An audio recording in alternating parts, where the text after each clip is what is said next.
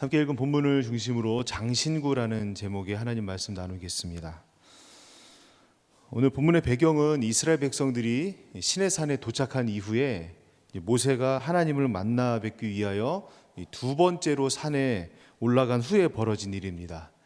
그래서 우리가 읽은 본문에 어쨌든 좀 이야기가 이어지는데요. 32장부터 보게 되면 32장 1절에 모세가 산에서 좀 늦게 내려오는 거예요. 그러니까 이스라엘 백성들이 좀 마음이 불안불안해지는 거죠. 과연 모세가 살았는가 죽었는가. 이전에 그 이집트에 가보았을 때의 시내산이라고 추정되는 곳에 한번 올라갔었는데 정말 너무나 햇볕이 뜨겁고 생명이라고는 찾아보기 힘들 만한 그러한 돌산이었습니다. 그래서 올라갈 때도 밤 1시에 출발해서 해 뜨기 전에 내려와야 되는 거예요. 왜냐하면 한낮에 해가 뜰 때는 너무 그것이 뜨거워서 내려오는 길에 이제 아침에 해가 뜰 때부터 땀이 흐르는데 땀을 이렇게 해가지고 바위에 이렇게 던졌더니 바위에서 이게 금방 말라버릴 정도로 그렇게 덥고 그렇게 힘든 곳이었는데 모세가 산에 올라가서 약 40일 가량을 내려오지 않고 있으니까 이스라엘 백성들은 모세가 살았나 죽었나 모세의 안부가 걱정이 되기도 하면서 이제 불안한 거죠. 자기들을 애굽에서 인도하여 낸 모세가 살았는지 죽었는지. 그래서 백성들이 아론에게 가서 일어나서 우리를 위하여 인도할 신을 만들라 이렇게 재촉을 한 겁니다. 그랬더니 아론이 그러면 너희 귀에서 너희 자녀와 너희 아내의 귀에서 금고리를 빼어 가져오라 이렇게 말했고, 백성들이 가져온 금 부치들을 가지고서는 그걸 녹여가지고 송아지 형상을 이제 만드는 것이죠. 그리고 나서 백성들이 막 서로 이렇게 말하는 거예요. 이스라엘아, 이는 너희를 애굽에서 인도하여 낸 너희의 신이로다. 고작 얼마 전에 하나님께서 이스라엘 백성들을 통해서 주신 그 십계명을 아주 완벽하게 완전하게 이스라엘 백성들이 한마음이 돼가지고 위반을 하고 있는 것이었죠. 그래서 하나님께서는 이스라엘 백성들에게 진노하셨고 목이 곧은 백성이다라는 표현을 하셨는데 이게 좀 은유적인 표현을 하자면 농부가 밭을 가는데 소를 몰고 밭을 가는데 이렇게 저렇게 방향을 끌어갈 때마다 이 소가 계속 반대 방향으로 목을 이렇게 그냥 반대 방향으로 돌리면서 이 농부가 원하지 않는 방향으로 계속 가는 그런 모습을 이제 표현하는 거예요. 그렇게 목이 곧은 백성, 하나님이 인도하시는 방향하고는 계속 반대되는 곳으로 자기의 목에 힘을 주고 이렇게 그렇게 이게 약간 이렇게 뻗대는 그런 모습을 표현을 하신 거죠. 그러한 백성이다 그러면서 그들을 진멸시키려고 하셨습니다. 그러나 32장 10절에서 13절까지의 모세의 간곡한 기도를 들으시고 하나님께서 그 뜻을 돌이켰어요. 그리고 나서 이제 모세가 산에서 내려오는데 이 눈에서 불이 나오고 막 눈이 뒤집힐 만한 그런 광경이 자기 앞에 펼쳐져 있는 겁니다. 이스라엘 백성들이 금송아지를 앞에 두고 거기서 뛰고 즐거워하고 거기서 노래 부르고 막 거기서 잔치를 벌이고 있는 거예요. 그래서 하나님이 주신 두 그 돌판, 증거판을 던져서 깨뜨리고 금송아지를 가져다가 불사르고 부수고 그거를 가루로 만들어 가지고 물에 타 가지고 이스라엘 백성들한테 다 나누어서 마시라고 했다는 거예요. 지휘관 모세의 그런 기지 어린 중보 기도로 인해서 이스라엘 백성들에게 내려질 그런 전체가 진멸당하는 그런 죄악은 그런 형벌은 면했지만, 그러나 그 죄에 대한 책임은 이스라엘이 또 분명히 져야 했습니다. 그래서 그날 백성 중에 3,000명가량이 죽임을 당했고 죄에 대해서 아주 단호하게 꼭 짚고 넘어가시는 그런 하나님의 엄중하심을 경험을 한 거죠. 그리고 나서 이제 하나님께서 모세에게 다 모든 것 다 치르고 정리됐으니 이제 새로운 땅으로 너희가 올라가라 이렇게 말씀하십니다. 어떤 땅입니까? 그들의 믿음의 선조인 아브라함, 이삭, 야곱에게 약속하신 하나님이 맹세하신 그 땅이었죠. 가나안 땅입니다. 그런데 거기서 이스라엘 백성들이 가슴이 뭔가 이렇게 콱 막힐 그러한 전제 조건을 하나님이 말씀하셨어요. 3절 말씀입니다. 우리가 읽었는데요. 너희는 젖과 꿀이 흐르는 땅에 들어가라 하지만 나는 너희와 함께 올라가지 않겠다. 너희가 너무 고집이 센 백성이기 때문에 내가 도중에 너희를 죽일지 모르니까 너희들끼리만 그냥 들어가. 하나님께서 이렇게 말씀하셨다는 거예요. 여러분, 이게 무슨 날벼락입니까? 믿음의 조상 아브라함, 이삭, 야곱에게 약속하신 그 땅에 이스라엘 백성들을 들여놓으시기로 그렇게 하신 하나님이 같이 안 가신다는 거예요. 400년간을 기다려서 애굽에서 그 갖은 고초를 다 겪고 나와서 광야의 험한 땅을 그렇게 열심히 걷고 걸어서 그렇게 그들이 하나님의 인도하심을 따라 이제 도착한 그 가나안 땅에 본인들은 들어가게 하시는데 하나님께서 같이 안 들어가시겠다. 그 땅을 주시겠다고 하신 그 언약의 주체가 같이 안 들어가겠다, 이렇게 말씀하시는 거예요. 여러분, 이게 말이나 됩니까? 이러실 거면 하나님이 애굽의 재앙은 10가지 재앙은 왜 내리셨고, 왜 홍해는 갈라가지고 애굽은 바로의 군대 군사들, 바로가 명령을 내렸으니까 그 사람들이 왔겠지, 그 사람들이 애굽의 모든 병사들이 하나같이 다 마음이 이스라엘 백성들을 잡아야겠다 그 마음으로 그들이 그렇게 출발했을까요? 10가지 재앙을 다 겪고 난 이후인데 메추라기들은 왜 때로 데려다가 그냥 다 죽게 하시고, 물론 자기들이 먹었지만, 여러분, 마치 이런 느낌 아니겠습니까? 저기 이제 산골에 사는 어떤 어린 아이가 TV에서 디즈니랜드를 본 거예요. 그래가지고 저기 한번 가보고 싶다. 엄마 아빠한테 쫄랐는데 엄마 아빠도 언젠가는 그래 내가 한번 거기 데려갈게 약속을 했는데 몇 년을 기다리고 준비한 거예요. 그래서 산에서 차를 타고서는 서울에 와서 또 여기서 이제 그 공항 철도를 타고서는 공항에 간 거예요. 거기서 비행기를 타고서 미국으로 간 겁니다. 미국에서 또 영어는 잘 못하지만 어떻게 우여곡절 끝에 디즈니랜드 앞에 도착을 한 거예요. 그리고 나서 이제 그 부모가 아이한테 이야기하는 겁니다. 야, 힘들게 여기까지 데리고 왔으니까 이제 너 혼자 들어가서 놀아. 그 아이의 반응이 어떻겠어요? 엄마 아빠 무슨 소리예요? 여기 나 혼자 들어가서 어떻게 혼자 놀라고. 그러면서 막 울고 불고 난리를 쳤겠죠.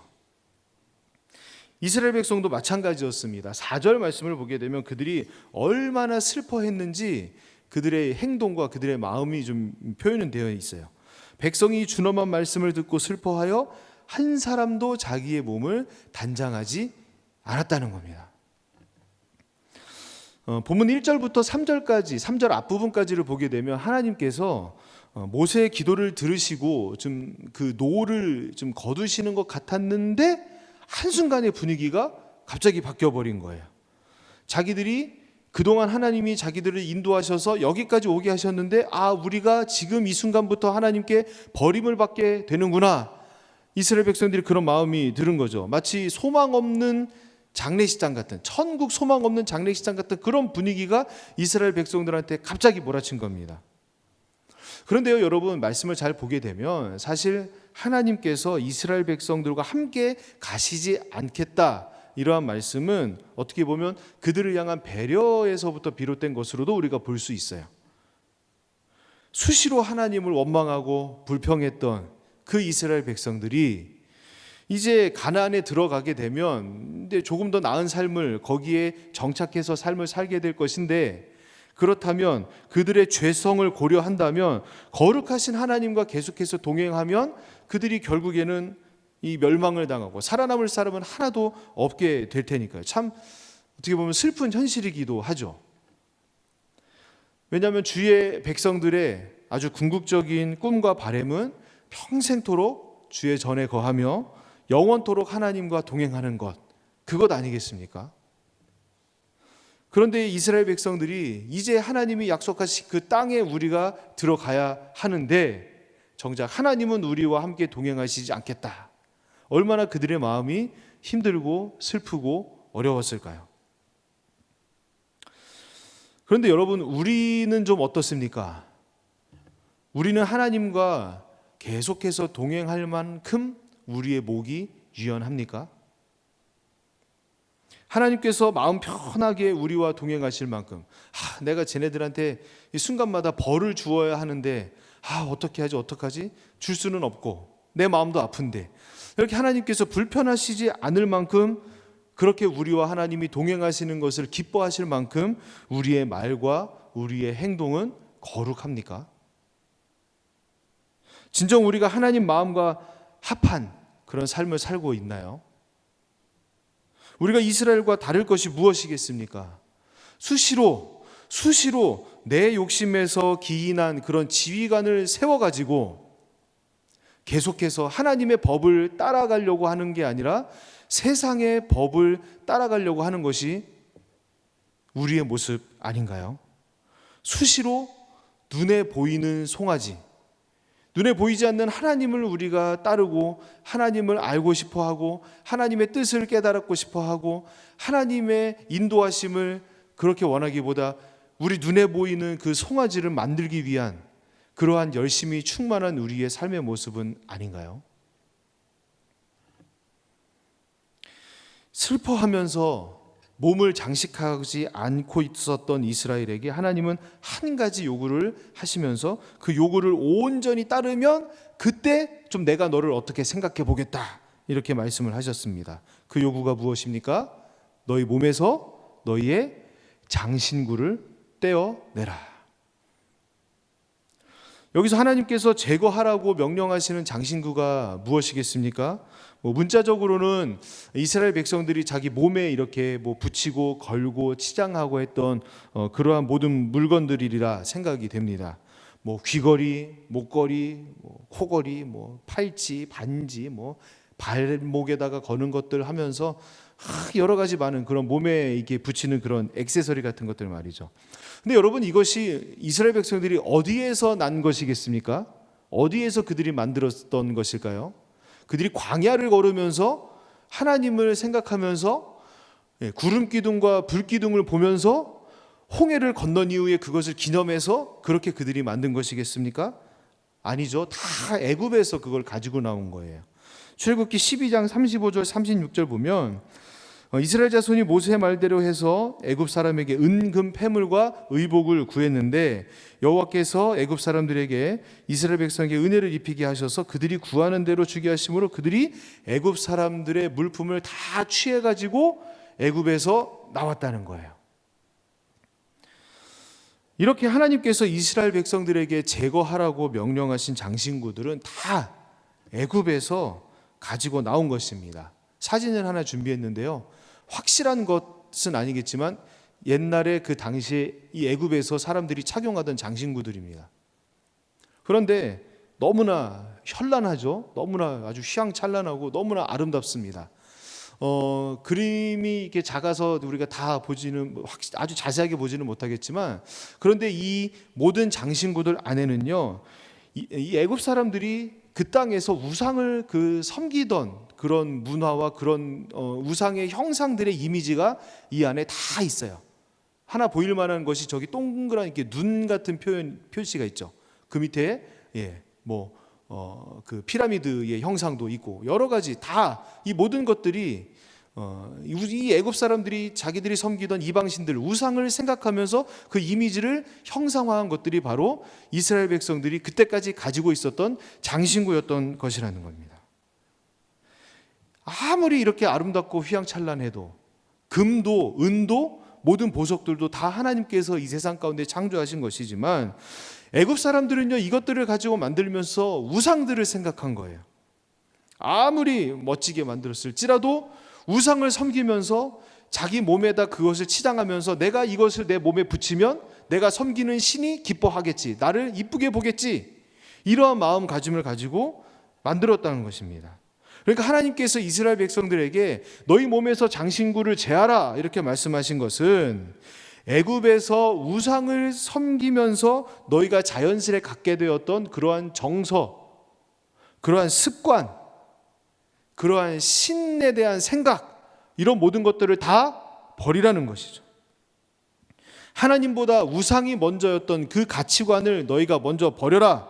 하나님보다 물질을 사모했던 너희들의 열심을 버려라.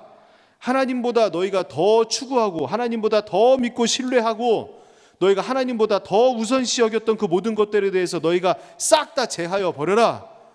하나님께서는 이스라엘 백성들에게 명령하신 것입니다. 너희가 그렇게 하면 애굽에서 가지고 나온 모든 장신구를 버리면 애굽에서 너희가 그 우상의 문화가 아주 가득했던 곳에서 너희가 갖게 되었던 모든 정서와 모든 습관과 모든 사고를 다 버리면 내가 너희와 가나안 땅에 같이 들어갈지 아닐지, 거기서 너희들과 같이 동행할지 안 할지 그거를 내가 생각해 보겠다. 하나님께서 이렇게 말씀하신 것입니다. 약속의 땅 앞에서 이제 그 땅에 들어갈 수 있게 되었지만, 그러나 하나님을 잃게 되어 슬퍼하고 있었던 이스라엘 백성들에게 하나님과 동행할 수 있는 그러한 방법을 하나님께서 힌트를 주신 것이죠. 최근에 우리는 모두가 가슴으로 좀 놀라기도 하고 또 안타까워할 만한 그런 큰 일을 겪었습니다. 우리 성도님들 가운데 누가 지금 우리가 동참하고 있는 이러한 특별 기도회가 열리리라 생각이나 했겠습니까? 저도 2003년부터 교육전도사 사역을 하면서 교회 안에서 이렇게 그렇게 지내왔지만 이런 특별 기도회 설교는 저도 처음입니다. 상상도 못했어요. 모든 일련의 과정들을 지켜보면서 무엇을 어떻게 해야 하나 막막했습니다. 그러나 여러분, 그렇다고 해서 우리가 여기서 주저앉아서 머물러 서서 계속 슬퍼하며 주저하고만 있는 것이 하나님의 뜻이겠습니까? 하나님은요, 우리를 다시금 일으켜 세우셔서 우리로 하여금 약속의 땅으로 행진하게 하실 줄로 믿습니다. 우리로 하여금 이번 주제 말씀처럼 소고를 들고 뛰며 춤추며 하나님을 기뻐하며 하나님으로 인하여 우리가 다시금 회복될 수 있도록 하나님께서 인도하실 줄로 믿습니다. 왜냐하면 그 하나님의 약속하심의 증거가 우리 광현교회이고 여기에 모여 계신 우리 여러분들이 그 증인이기 때문이에요. 말씀을 준비하면서 계속해서 이 찬양이 되뇌어지더라고요. 여기에 모인 우리 주의 은총 받은 자여라. 주께서 이 자리에 함께 계심을 아노라. 언제나 주님만을 찬양하며 따라가리니 시험을 당할 때도 함께 계심을 믿노라. 2절 가사는 더 극적이에요. 주님이 뜻하신 일 헤아리기 어렵더라도 언제나 주 뜻 안에 내가 있음을 아노라. 사랑과 말씀들이 나를 더욱 새롭게 하니 때로는 넘어져도 최후 승리를 믿노라. 할렐루야. 하나님께서 우리에게 뜻하신 바, 그 놀라운 계획을 우리를 통해서 펼치실 줄로 믿습니다.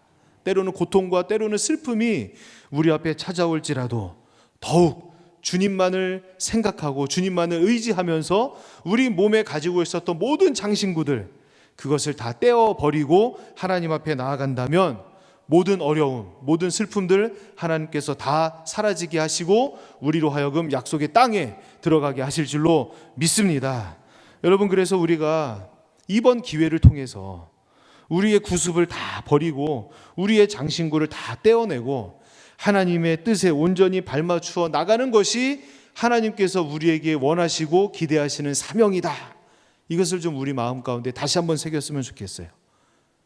그 믿음을 가지고 우리가 한번 이번 기도의 주제 선고를 읽어봤으면 좋겠습니다. 우리 예레미야 31장 4절입니다. 읽습니다.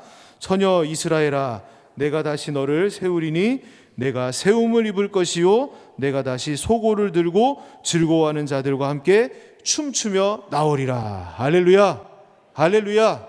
우리를 향하신 하나님의 뜻이 바로 이 말씀인 줄로 믿습니다. 설교를 맺겠습니다. 우리 앞에도 새로운 땅이 펼쳐져 있습니다. 그 땅은 하나님께서 우리에게 약속하신 아주 놀라운 축복의 땅이죠. 그런데 저는요, 이스라엘 백성들보다는 우리가 그래도 좀 더 좋은 조건은 아닌가 이런 생각은 들었어요. 왜냐하면 성령 하나님께서 우리와 함께 동행하시니까요. 그러나 오늘 우리에게 이 함께 나눈 말씀은 분명한 교훈을 줍니다. 뭐냐면 우리 광현교회가 하나님께서 우리에게 보내주실 새 지휘관과 함께 새로운 땅에 들어가기 전에, 성령 하나님과 동행하면서 새로운 땅에 들어가기 전에 분명히 우리 안에 있는 모든 장신구를 제거해야 한다는 것이죠. 무엇이 우리의 장신구이겠습니까? 내 욕심과 내 생각으로 가득 찼던 그러한 신앙생활의 모습들, 세상에서의 삶 가운데 하나님 없이 내가 뭔가를 이루었다고 생각하는 그런 자신감, 그러한 성취감들, 그래서 하나님보다 더 신뢰했던 내 능력과 내 경험들, 예수 믿는 사람답지 못하게 그렇게 내세웠던 나의 자존심, 남을 나보다 낮게 여기지 못한 그러한 부정한 우월감, 이 교회라면 응당 교회의 머리 되신 예수님이 가장 높이 세워지고 가장 드러나야 하는데, 혹시라도 내 이름과 내 얼굴이, 내 명예가 더 세울기 위해서 노력했던 그러한 나의 교회 생활들, 이러한 모든 우리의 장신구들, 그 이외에도 너무나 종류가 많겠지만, 그래서 한 번에 싹 다 버리지는 못하겠지만 기도로, 말씀으로, 하나님 주실 은혜로 깨닫게 해주시는 교훈으로 우리 삶 가운데 그런 모든 장신구들을 하나씩 깨끗하게 버리면서 우리와 새롭게 이렇게 동행하게 하실, 그렇게 지휘관과 함께 소고를 들고 즐거워하며 춤추며 행복한 신앙생활을 이어나가는 우리 모든 성도님들 되시기를 예수님의 이름으로 축복드립니다.